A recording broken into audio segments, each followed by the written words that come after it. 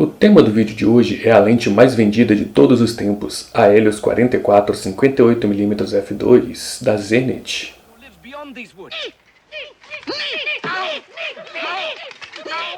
Seja muito bem-vindo a este canal, eu sou o Vitor Coelho, esse é o Fotógrafos que Dizem Ni, que essa semana chegou ao número de 100 inscritos, muito obrigado a todos vocês. E hoje nós vamos falar da Helios 44 e suas múltiplas versões. Eu estou aqui com a versão Helios 44 M6. Tem muitas versões diferentes dessa lente. Primeiro que ela tem da 44M, que é a original. Depois ela foi feita a 44-2, que é a mais procurada, mais famosinha da internet. Tem um bokeh mais legal, mais acentuado. Pelo menos é o que parece pelas fotos que a gente vê pela internet. Tem a curiosa Helios 44-3, que só foi fabricada em uma das várias fábricas que fabricou a Helios. Ela foi vendida, se não me falha a memória, agora na Bielorrússia. Mas ela foi vendida apenas localmente. Ela tem características um pouco diferentes. Quem tiver curiosidade, eu vou deixar um link aqui na descrição do vídeo de um artigo muito legal que eu vi falando sobre a 44-3, que é a versão mais peculiar delas.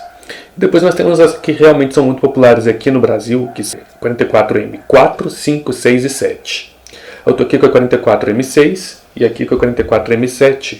Já usei a 44M5 e a 44M4. E daqui a pouco eu vou falar um pouquinho sobre as principais diferenças entre todas essas versões.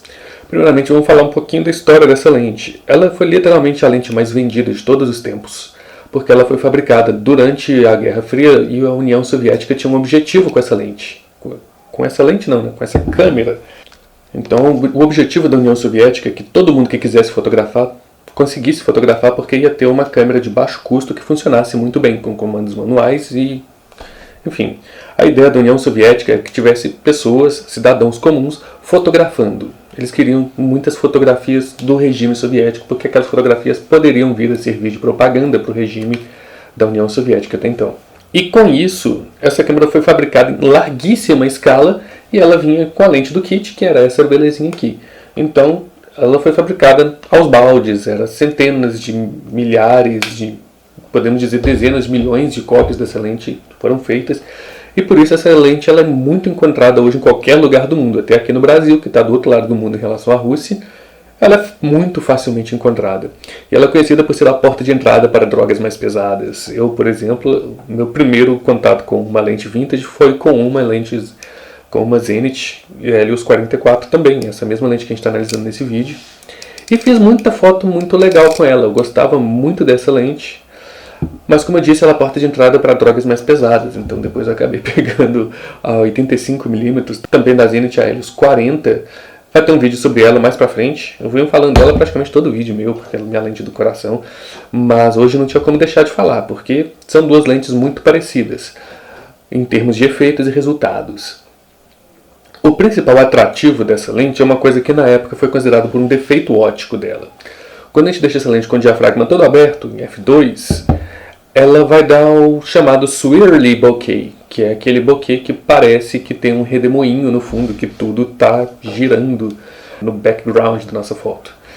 É um efeito muito legal hoje. Na época, como eu disse, o pessoal considerava isso um defeito. O pessoal olhava e falava, não, essa lente aí ela não entrega um resultado óptico legal não. Porque ela era uma cópia de uma lente da Zeiss, a Biotar ou Biotar, eu não sei qual é a pronúncia correta, considerando que o termo é alemão. O mais provável é que nenhum dos dois esteja certo. A Biotar da Zeiss, ela tinha duas versões, tinha 58mm f2 e tinha 75mm f1.5. A União Soviética adorava copiar as coisas, então ela pegou as plantas da fábrica que ficou do lado da Alemanha Oriental e fabricou essa aqui como uma cópia da 58mm e essa 85mm foi uma cópia da 75, só que eles mudaram a distância focal dela de 75 para 85. O projeto óptico é praticamente a mesma coisa, pequenas diferenças basicamente de facilitar e barateamento de custos, não porque ia mudar muita coisa no projeto óptico. Então, esse projeto óptico ele gera esse swirly bokeh, que é muito comum, só que nessa lente ele é bem acentuado. Nessas lentes, na Biotar, nas Helios, esse swirly bokeh ele é realmente muito acentuado. Podem conferir nas fotos que estão aparecendo aí no vídeo. Como essa lente produz esse bokeh, hoje em dia ela é muito procurada por causa dessa característica. E foi isso que me encantou nela, foi isso que me fez fazer questão de adquirir uma lente dessa. Peguei e me diverti muito com ela e continuo usando bastante a irmã maior dela, porque essa aqui realmente, depois de ter comprado 85mm, essa lente aqui ela tem pouco a oferecer além do Swirly Bokeh, que é muito legal, mas depois que você tem esse aqui não faz muito sentido, a menos que seja um lugar onde eu não vou conseguir usar 85mm por falta de espaço. Então, no final das contas, essa lente que eu estou analisando aqui hoje é uma lente que eu uso bem pouco hoje, mas já usei bastante, e para quem não tem aquela ali, essa aqui continua sendo muito usada. E a característica principal dessa lente só aparece com o diafragma totalmente aberto, f2. Fechou essa lente para f2.8 e daí para frente, ela vira uma lente completamente comum, sem nada demais, inclusive com a nitidez meio fraquinha. Aproveitando que eu falei de nitidez, eu tinha comentado que eu ia falar das diferenças entre as versões, e o que a gente tem é o seguinte. Entre a Helios 44 M4 até a 7, a gente tem uma pequena diferença de evolução no processo de fabricação dela. Elas são multi-coated, então já tem um coating melhorzinho para resistir a problemas, defeitos contra a luz. A resolução dela também aumenta progressivamente. Eu vi um artigo uma vez, eu não lembro onde, falando sobre as diferenças em número de linhas que essa lente é capaz de produzir, linhas de resolução. Eu acho meio bobagem, mas teoricamente a Helios 44 M4 ela tem uma resolução pior do que a 5, que é pior do que a 6, que é pior do que a 7. Em compensação, da 4 para 7, o efeito Swirly Bokeh vai diminuindo. À medida que a lente vai melhorando de qualidade, ela vai perdendo esse Swirly Bokeh.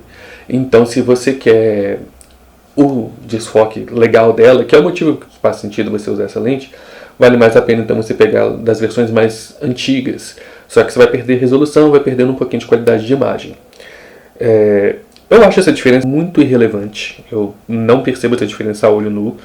Eu tenho a 6 e a 7 aqui, não vejo diferença nenhuma entre elas. Talvez se eu comparasse a 7 com a 4 eu pudesse perceber alguma diferença, mas ainda assim, não é diferença entre o bem e o mal. Não pague uma fortuna para você comprar a 4 porque a 7 não te entregava o resultado tão dramático quanto você esperava. A 4 também não vai ser essa diferença toda. Uma boa fonte de referência para vocês verem essas diferenças é o Flickr. Vocês podem entrar no Flickr e digitar lá Helios 44 M4, 44 M5, 6, 7. Vocês vão ver essas diferenças. A diferença mesmo a gente vai ver da Helios 44 2, que é a classicona, que tem um bokeh realmente bem mais acentuado, bem mais próximo de 85mm. Essa eu nunca usei, a não ser dizer o quanto essa diferença é realmente relevante, mas pelos resultados que eu vejo na internet parece que é muita coisa assim. Outra coisa que é legal da gente falar também são os mounts dela. Eu não me lembro de ter visto essa lente em mounts diferentes de M42 e Pentax. A Zenith 122 ela tem uma 122K e provavelmente deve ter algumas outras versões também que usam as lentes Pentax Bayonetta K. Porque a Pentax ela foi a principal câmera a usar mount M42 e depois eles resolveram mudar para mount K. Nunca procurei saber por que eles mudaram, mas mudaram em algum momento da história. E a Helios também resolveu mudar e resolveu fabricar para os dois mounts. Ela não vai chamar 44M, vai chamar 44K. Ela é muito mais rara de encontrar porque no Brasil chegaram pouquíssimas dela. Você vai encontrar, não é uma raridade, mas em comparação ao Mount M, ao Mount M42, vai ser muito mais difícil encontrar uma baioneta. E ela provavelmente vai ser mais cara, porque vai ser mais rara. Oticamente é exatamente a mesma lente, não tem diferença. Essa é uma lente super queridinha da galera então, porque é uma lente barata, é uma lente fácil de usar. E é uma lente que eu recomendo também para quem nunca usou uma lente manual, você quer experimentar resultados diferentes, você quer sentir a sensação de como é usar uma lente de foco manual, é porque é muito mais divertido trabalhar com ela assim mesmo. Ela é uma ótima lente para ser então sua primeira lente. Foi a minha primeira lente, pode ser a sua primeira lente também, porque ela é muito barata e fácil de usar. A distância mínima de foco dela é de 50 cm para uma 58 mm. É uma distância comum, nada extraordinário, nem para mais nem para menos.